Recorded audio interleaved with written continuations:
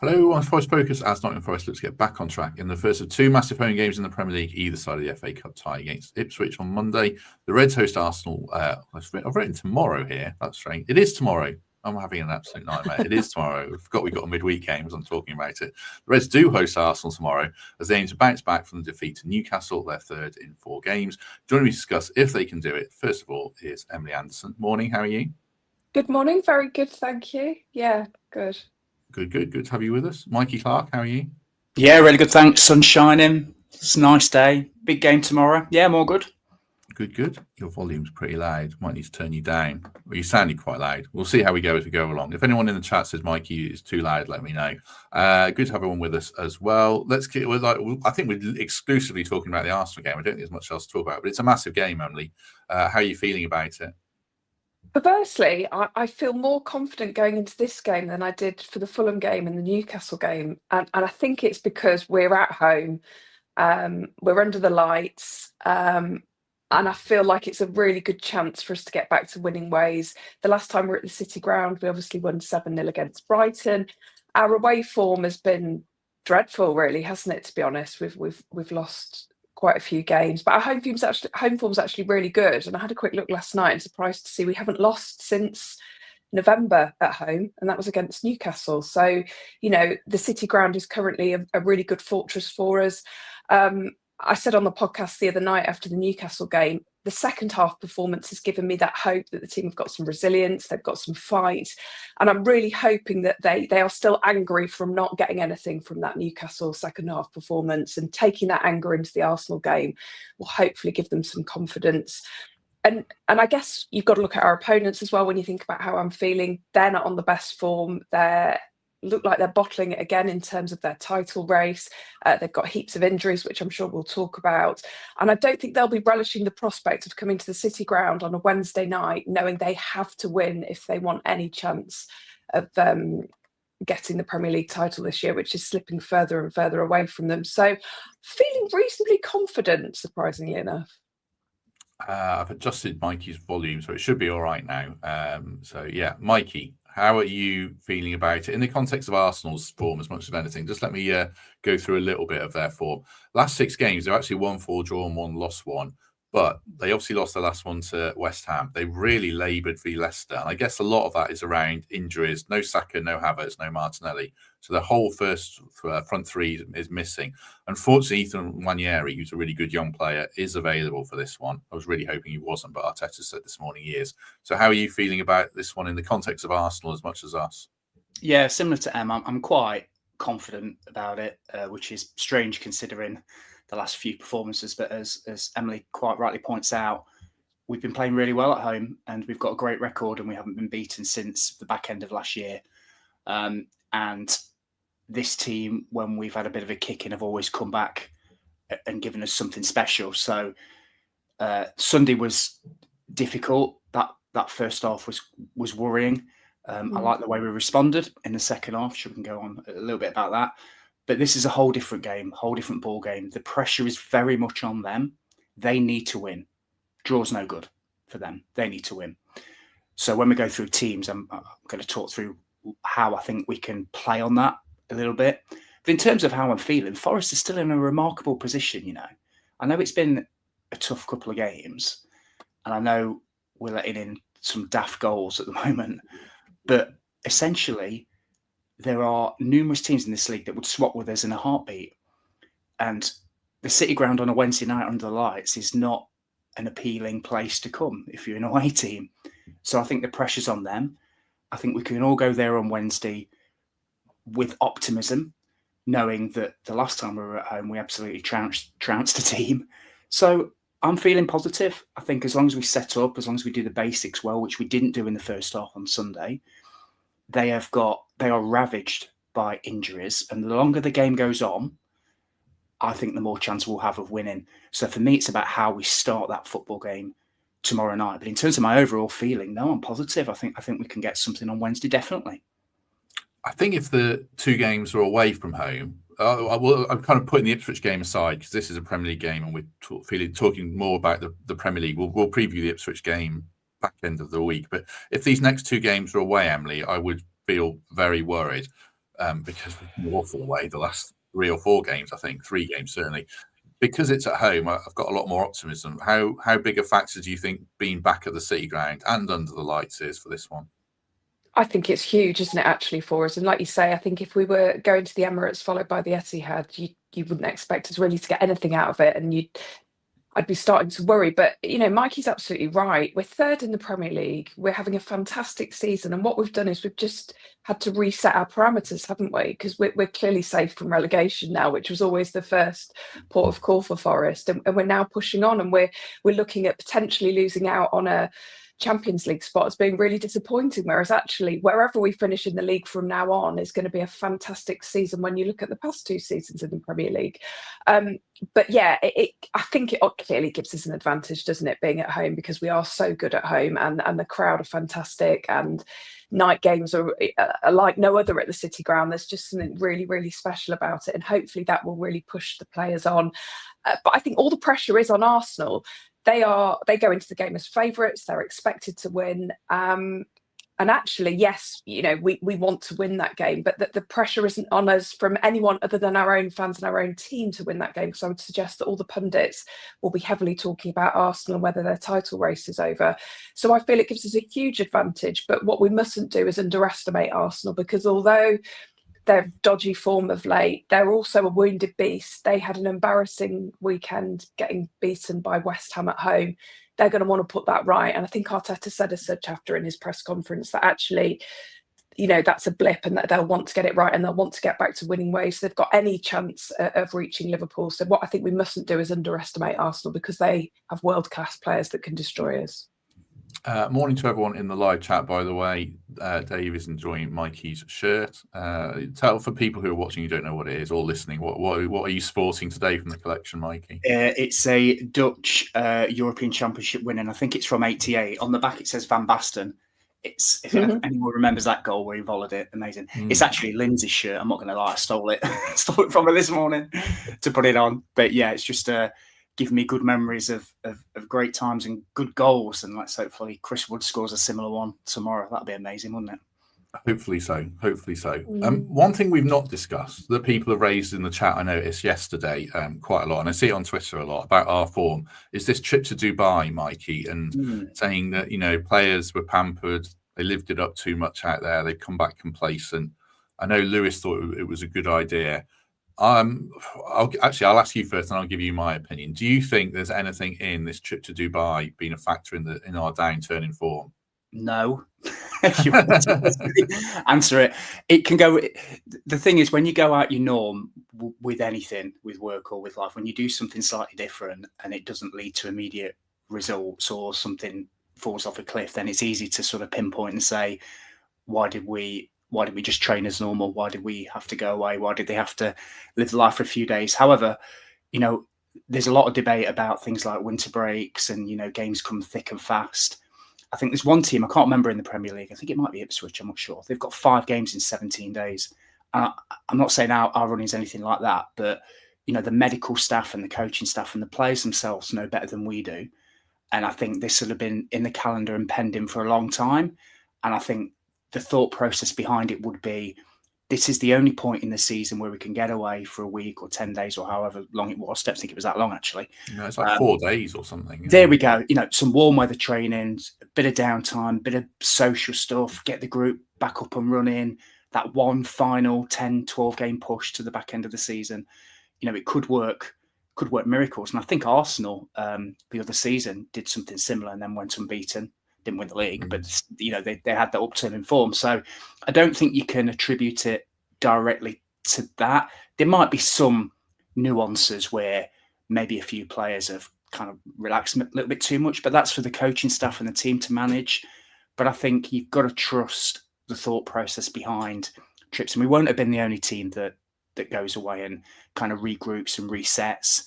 And it's probably done good for a lot more of them than it has bad, if that kind of makes sense. So no, I don't. To answer your question, I don't blame that. I just think we're on a bit of a sticky patch. We all said this would happen. If you remember, we all said in the last few weeks we've been on such a crest of a wave. We've been ripping up trees. We've been incredible. The story of the season. We were always going to have a few games where it was a bit sticky. And it's been probably more than sticky, but I don't think you can attribute it to going away and trying to do a bit of warm weather training. So no, I don't think it's directly attributed, but I do want to see a reaction tomorrow. Really do. Yeah, I'm of the same mindset. I think we've spent years going on about players need a winter break, and you know they've had one. I don't think there's much in it. You know, we lauded pre-season of the impact it had, getting away to Spain and all that stuff. And I think the biggest factor in our bad form is we've played a lot of good teams away from home. If we were losing to Southampton, Ipswich, Leicester in consecutive matches after coming back from Dubai, I'd be more on board with it. But no, I know I just massively believe in fixtures. Especially away from home, and if you play bad teams, if you play the best teams, then you're more likely to get a dip in results, and we've seen that. I agree with Mikey that we need a reaction, but I don't think Dubai is a factor in it personally. Anything to add, Emily, on that before we move on? No, not at all. Only that didn't Arsenal go to Dubai as well this year? They went at the same time as us, I think. So I know I heard it on one of the national radio stations. So they've done the same. I think it's quite a it's a regular thing, and I don't think we need to read too much into that, do we? This run of fixtures was going to be difficult, whether we're in Dubai or back in Nottingham. Like you say, it's not like we're shipping goals against the bottom half teams. It's teams that are up there and also competing for Champions League places. So yeah, I mean, as Mikey said, for me, it's about the reaction tomorrow night, and if we can continue that second half feeling into the Arsenal game, I think that will worry Arsenal. Let's throw up all the reasons we're playing crap, shall we? Fergus, do we believe the team are believing their own hype and that removes some focus? No, not really. I don't think it's a question of focus or anything. I think we've lost our way in terms of being compact and hard to break down and hard to beat. I don't think it's a lack of focus. I think there's so many factors in these things that add up. I'd be absolutely shocked if players have lost focus when there's such a prize at the end of the season. If we get in the Champions League, it's going to change a lot of these lads' careers, and whether they stay here and don't move like they might have done, and whether it gets them in national team squads and things like that. So no, I think there's a big prize and there's lots of things going on, but I don't think there's anything around believing the hype or focus or too much stuff on TikTok and all that stuff. Personally, Fergus, anyone disagree with me? I'll tell you what though, it's a good question, and it's good questions that people are asking, because there's nothing wrong with questioning and trying to understand why we've gone from the best or the second best defensive team to arguably the worst. And I know we'll show a graphic shortly to maybe sum that up, but people are going to say, well, what's happened? What's happened out the norm? Is it focus? Is it the warm weather? So the questions are absolutely valid, but I'm kind of with you, Matt. This next few months could define a few of those careers, and it's huge for them. So if anything, I think they've probably got more focus, and maybe that's what's leading to a few nervous moments on the pitch, but I guess we'll see. Yeah, confidence and things like that we talk about how big a thing they are. I'm surprised, going back to Sunday, how whether it was confidence or whatever fell off a cliff. That 11 minutes was just nightmarish. I mean, we had a knack of conceding 2 or 3 goals in a row in our first season in the Premier League, and I thought that had gone, but it certainly returned on Sunday. So let's hope we don't see it again. We'll come to that chart that Mikey mentioned shortly, but just before we do, a reminder: this game is televised. All this round of games are televised. I think it's on TNT. So if you don't have a ticket, you can watch the game at the NAB. It's being shown in full there on the outdoor screens and indoor screens throughout the pub as well. If you get there early enough, you can get your dinner as well indoors, or just from the outdoor food court. And Cascales are from £4. So enjoy the game at the NAB if you're not lucky enough to have a ticket. Right, let's put that chart up that Mikey referenced there. This is taken from Danscape on Twitter, who does lots of good charts, and he was on the podcast on Thursday.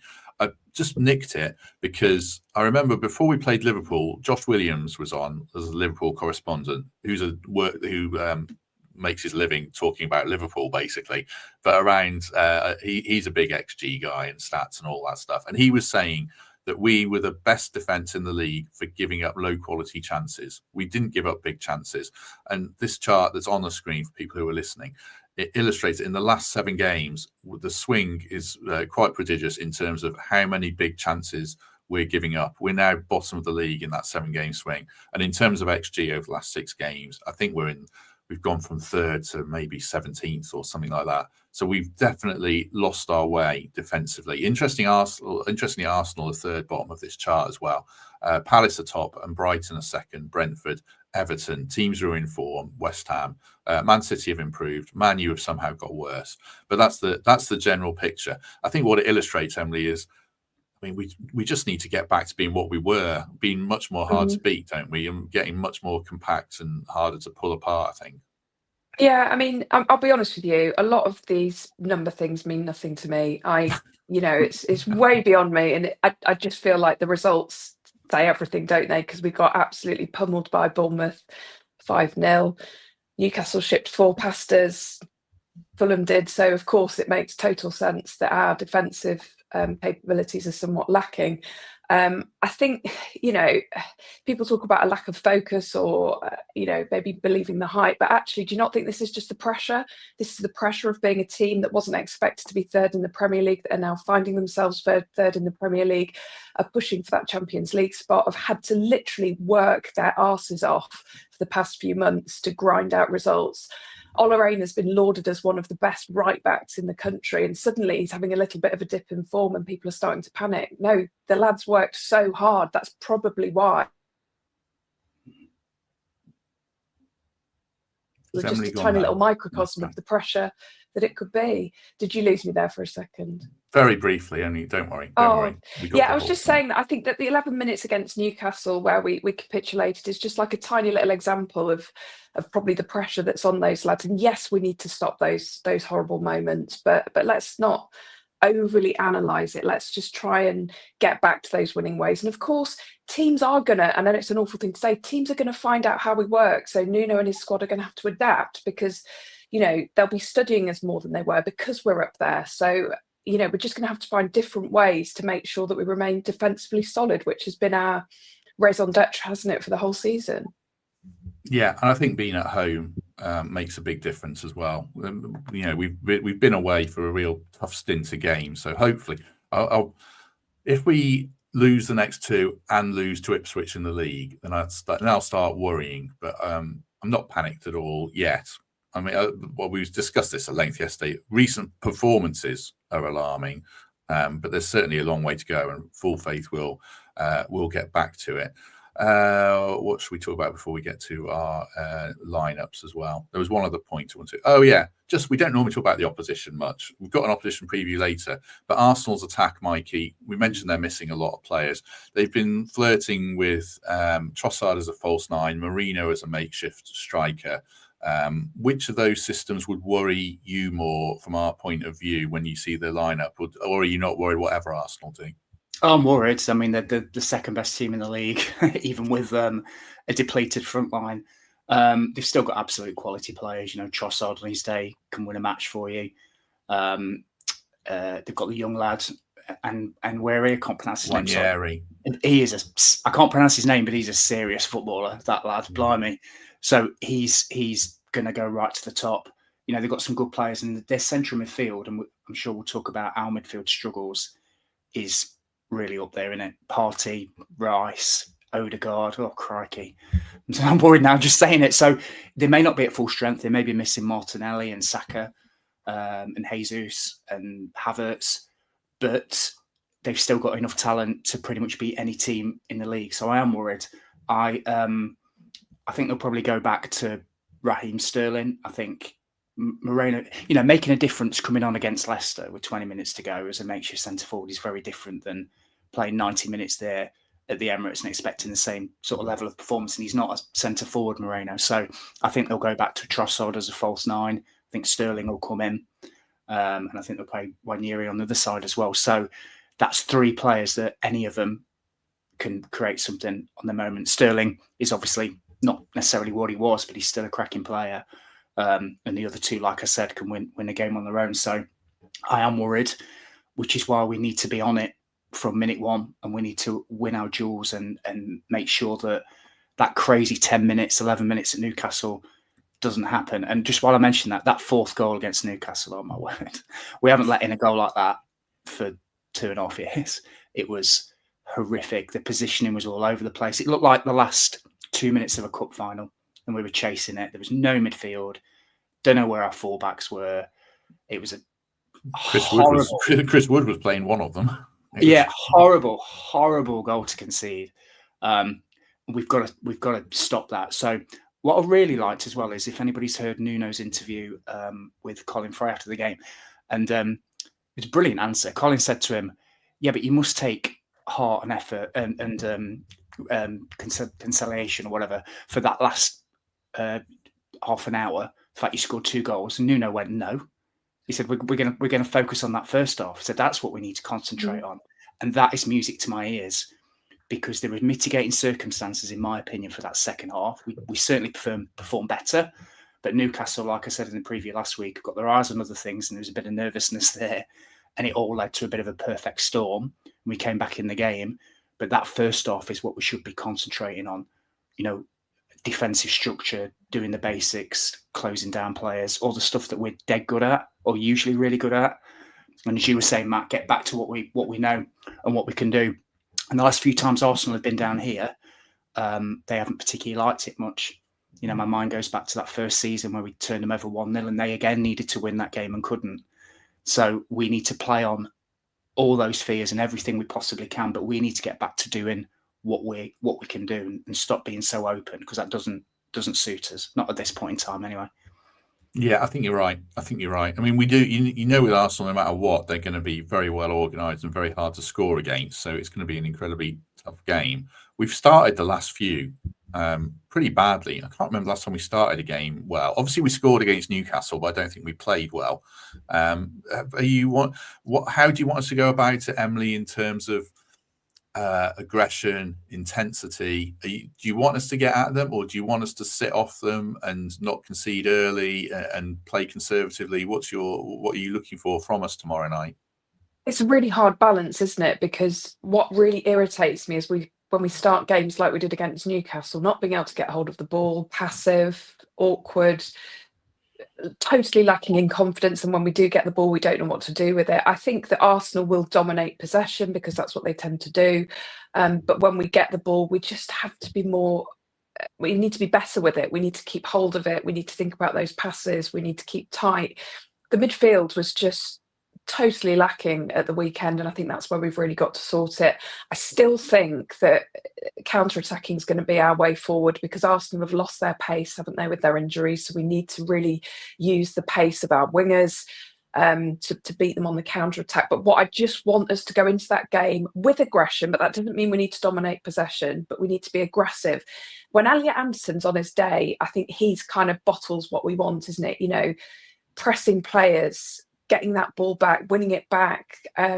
Morgan Gibbs-White, when he's on form, he does exactly the same. And both those players were really lacking at the weekend. So I've not really answered the question, but I guess I just want us to show aggression, be tight, harder to beat, and not leave those gaping gaps where their players can get through. We haven't even mentioned Odegaard yet. He is the key to Arsenal playing well. And if he's having a good game, Arsenal can really, really hurt teams, and that's the big worry. And I think we've just found out, haven't we, that Nwaneri's fit for the week for tomorrow night. So that's a huge worry as well. You talked about the potential of having Mourinho up front. I don't think they'll do that. They did it against a very poor Leicester side, and it worked for them, but he was non-existent against West Ham, wasn't he? So I suspect, like you say, they'll go back to Trossard as a false 9, who again can hurt teams. Raheem Sterling, we know he loves to score against us. So we just need to be really compact, really hard to beat, and just from the moment the whistle goes until the final whistle, mentally, that team has just got to be totally on it. And if we slip up just once, they could absolutely do us. Let's talk about our lineups then. We've all submitted them. Mine and Emily's are the same, although I am wavering on it a little bit now I know Nwaneri's fit. It'll be really interesting to see what Nuno does in terms of lineup and tactics. We'll start with Emily's one and mine one as it stands. Excuse me. Sells in goal. Aina, Milenkovic, Murillo, Williams. Yates in for Dominguez, Anderson alongside him, Elanga, Gibbs-White, Hudson-Odoi, and Chris Wood up front. So the normal 4-2-3-1, basically. There's some kind of nuances around it for me, but what's your thinking here, Emily? Well, yeah, I think I didn't want to make wholesale changes after the loss at Newcastle, because actually the team showed that actually they could come back into the game. But I felt Dominguez didn't really cover himself in glory, and I don't think this is the right game for him. You can say what you like about Yates. I know he's a very controversial player. I'm not suggesting that Yates is a better midfielder than Dominguez, but I think he's a better fit probably for this game where we really need to win our midfield battles, and we know that he can do that. I think the goalkeeper and the back four really speak for themselves. I don't think Nico and Aina have done enough wrong to warrant being dropped, and actually I don't think Moreno would improve things anyway, so I'd certainly stick with those. The only thing I'd possibly do with Gibbs White is maybe push him slightly further back so that we're more compact in that midfield. Because again, as I've said, that's where Arsenal can really hurt us, and that's where Newcastle clearly hurt us at the weekend. And we need to really utilise the pace of Hudson-Odoi and Elanga. As we know, Elanga again had a bit of a dodgy first half, didn't he? But hopefully he can go back to being as good as he can do. And Chris Wood, surely he's due a goal. He's not scored in 2 games, so yeah, hopefully he can get back to winning ways for us. So yeah, that's my reasoning behind it. Other possibilities, I guess, Sangare, but again, I'm still not confident with him potentially starting. And Danilo, we're not sure what's happening with him, whether he's had a slight niggle, not sure, but I don't know. Yates just seemed like the obvious choice for me. I think for me, exactly the same thinking around Gibbs White. He's got a really crucial job to do. And I know he's a number 10 on this graphic, but I think he's going to have to play certainly a deeper role. He's going to have to be a disruptor and don't let Rice and Partey or Jorginho, whoever it is, don't let them dictate the game. Yates or Anderson, someone's going to have to get as close as possible to Odegaard. I assume that would be Yates, to try and limit Odegaard's influence, because he's like a world-class player on his day. I think he's had a dip in form, but yeah, they've got a key role. And I agree on the fullbacks. I mean, if we had 2 fullbacks waiting in the wings who were in better form, then you'd say bring them in. But I don't see Alex Moreno taking Nico's place yet. Maybe if things go wrong, then possibly. But you don't be picking teams because it's this guy's chance, we're playing badly. So I would stick with it. That's a problem in midfield, isn't it? No one's playing well. As Emily said, I'm not saying Ryan Yates is our best midfielder. Technically on the ball, he's our worst midfielder. But he is someone where you probably know more what you're going to get from him than Danilo, certainly. Dominguez is pretty out of form, I think it's fair to say. Sangare, I've got the same reservations as everyone else in a game like this. Would Nuno trust him to do a job on Odegaard? Possibly. It'd be interesting if he could do it. If Sangare can do this stuff, then he solves so many problems in our team. But I'm just not quite convinced from what I've seen in the Premier League that he's up to speed yet to be starting a big game like this. So that would be my team as well, with pretty much exactly the same thinking as Emily. Let's go to Mikey's team then and see what he's done. Right, I'll read Mikey's team out, then let him explain his thinking. Sells in goal, back 5 of Aina, Milenkovic, Murillo and Morato, with Nico Williams left back. Yates and Anderson as a sitting 2, and then Gibbs White and Hudson-Odoi in front of them, with Chris Wood up front. So it'd be 5-2-2-1 basically. What's your thinking, Mikey? And then we'll talk around it. Look at that. You're not getting through that, are you? It's an absolute wall of red. Yeah. Yeah. So I think just go back to your guys' team. I think if we're on form and we're flying, I think the team you guys have picked and the team they picked on Monday, Thames St. Pete, is probably the team I go with that shape. I just think with everything that's happened over the last few weeks, and the fact that, we had a chart up 5 minutes ago to show we were conceding the most chances or the better chances, or the worst chances, should I say, from our perspective in the league. And the fact that I think the first goal here is going to be so crucial because Arsenal is so good defensively. They must be top of the league defensively. They must be. Because Gabriel and Saliba. Well, actually, Liverpool are actually. Arsenal are like 3rd or 4th. Oh, okay. But this is still really good. This game, if we're going to win this game, it's going to be 1-0. That's what I'm thinking. So I think that we set up to do what we did against Brighton, which was we were on the back of a bit of a thumping away from home against Bournemouth, similar that we had at Newcastle in the first half, and he went to a back 5. And he went to a back five to make sure that we closed those spaces, we suffocated those attacking threats, and then we waited for a moment on the break. And as it happens, we got quite a few because they played a mad formation. I don't expect Arsenal to do that. Before I go into individuals really quickly, my thinking also is our midfield's really struggled in recent weeks, and their midfield is wonderful. You know, Declan Rice, Thomas Partey.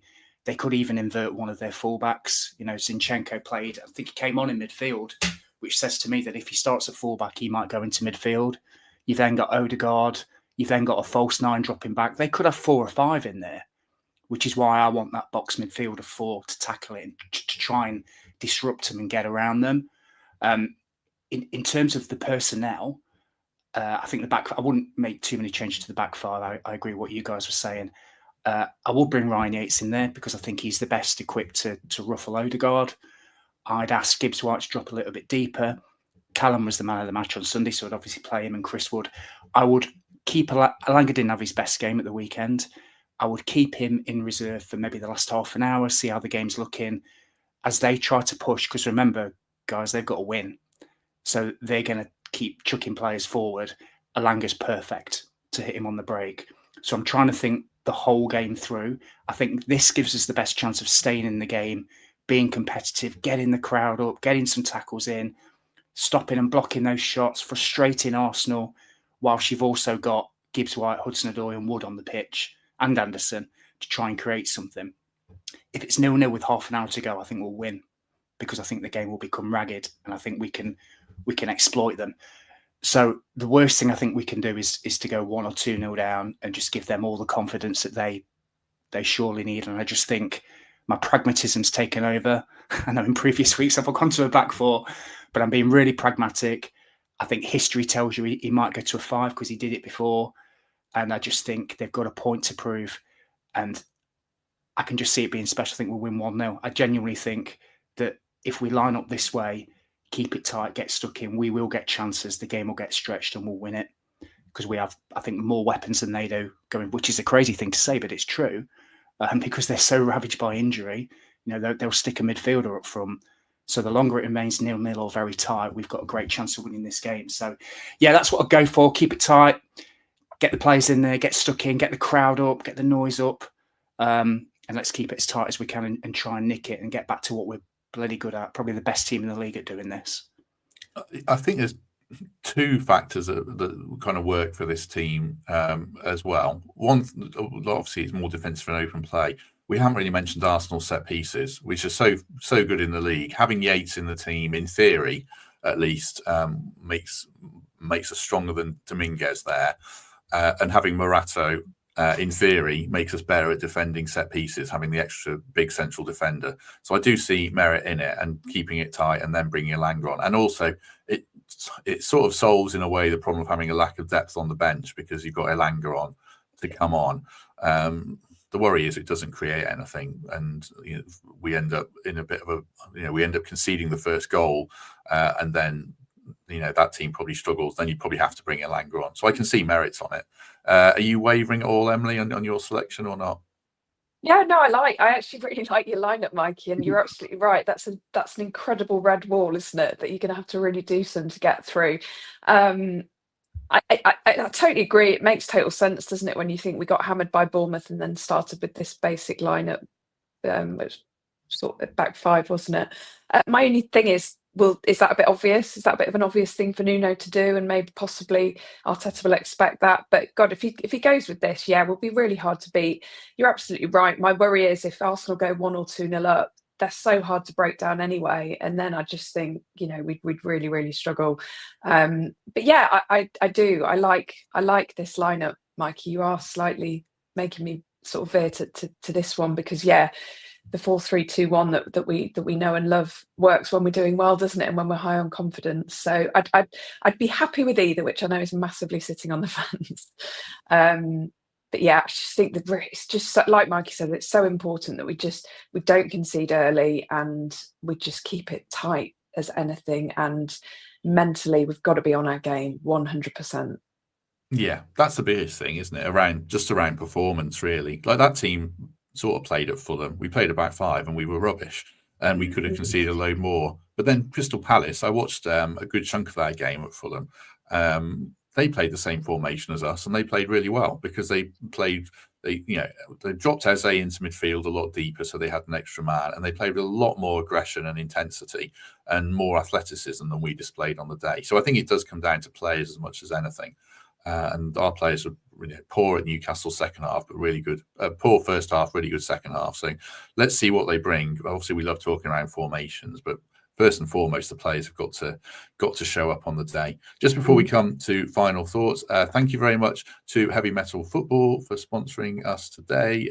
They are back with restock 2 of their most sought after shirts, paying homage to the City Ground and the classic Labatt's t-shirt. So don't miss out on these designs. You can get them at heavymetalfootball.co.uk. That's heavymetalfootball.co.uk.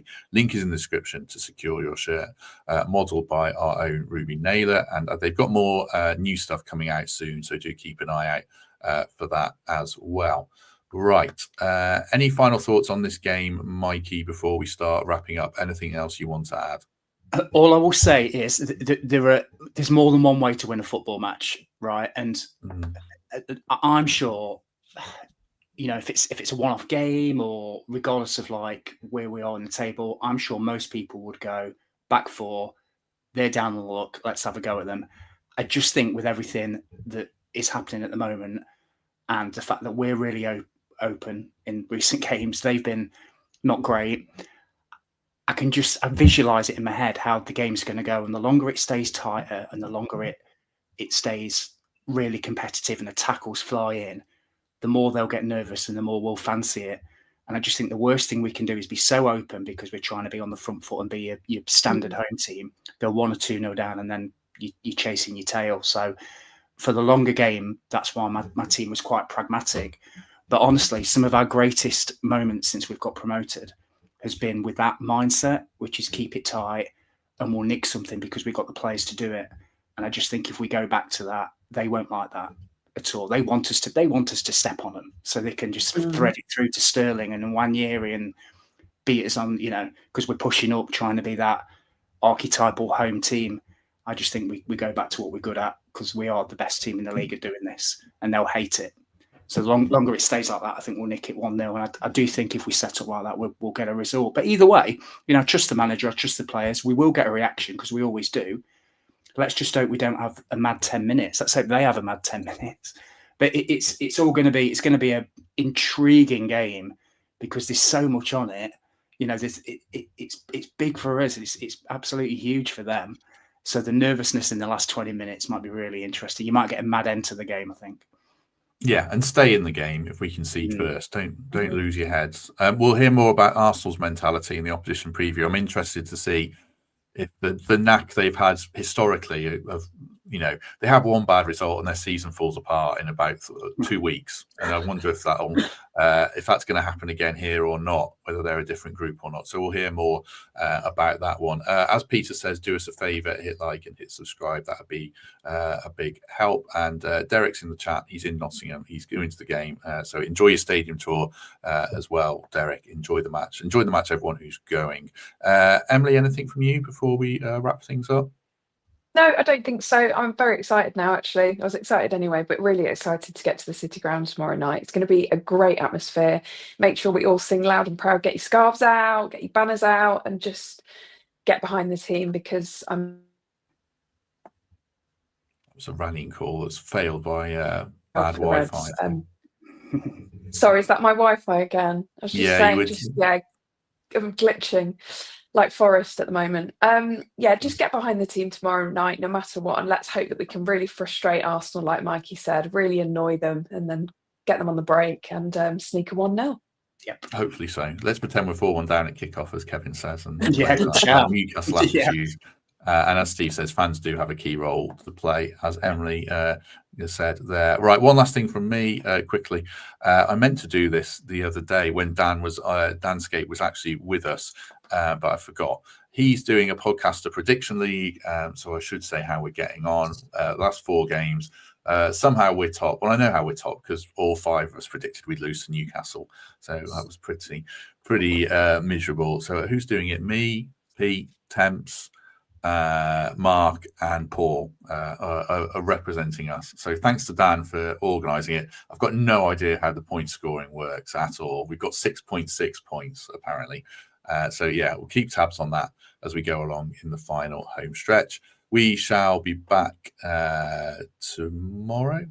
We'll have an opposition preview before the game, and we'll have a post-match show, obviously, with Mark and one of the other regulars. And then Kelvin is back on Thursday to break it all down in full. So do join us for that if you can.